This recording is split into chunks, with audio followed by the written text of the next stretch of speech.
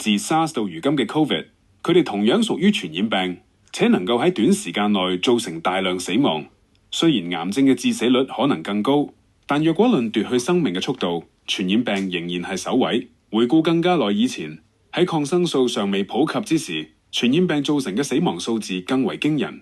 如今我哋嘅壽命延長，癌症先至變得普遍起嚟。如果人們仍然喺40歲前去世，癌症嘅影響或許就不如今日嗰般顯著。以此背景，俾我哋探討人工智慧 AI 喺臨床微生物學中嘅應用。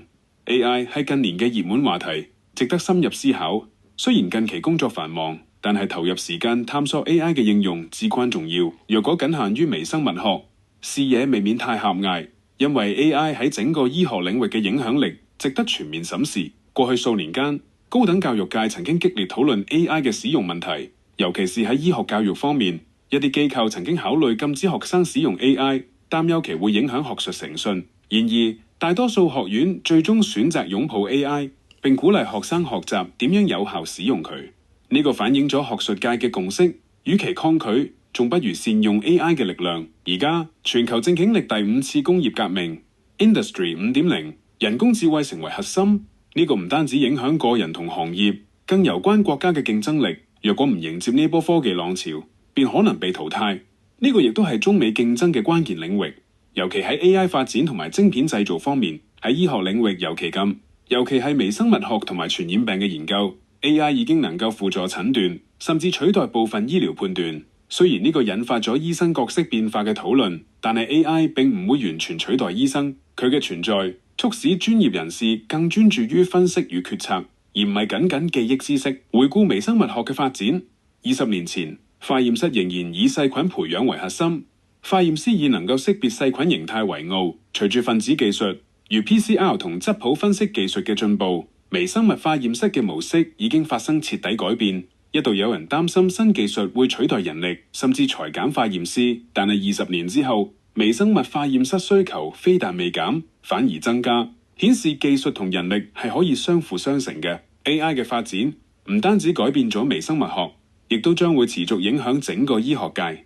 我哋應當思考如何善用 AI， 而非抵制佢嘅進步。我相信 AI 將會取代好多醫療工序，但係最終嘅判斷仍然需由人類完成。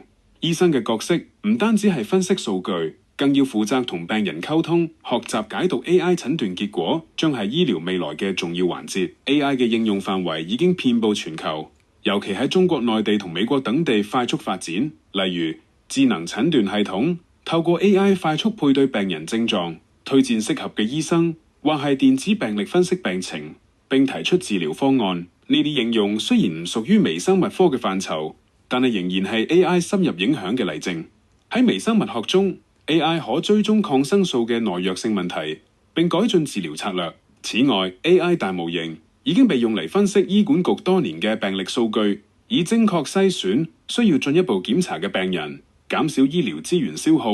AI 喺疾病預測、個人化治療同新藥開發中，亦都扮演重要角色。例如以細菌體療法攻擊抗藥性細菌，或者設計病毒疫苗並跟蹤流行病。 AI 嘅應用不僅提高咗醫學嘅效率，亦都預示住未來嘅趨勢。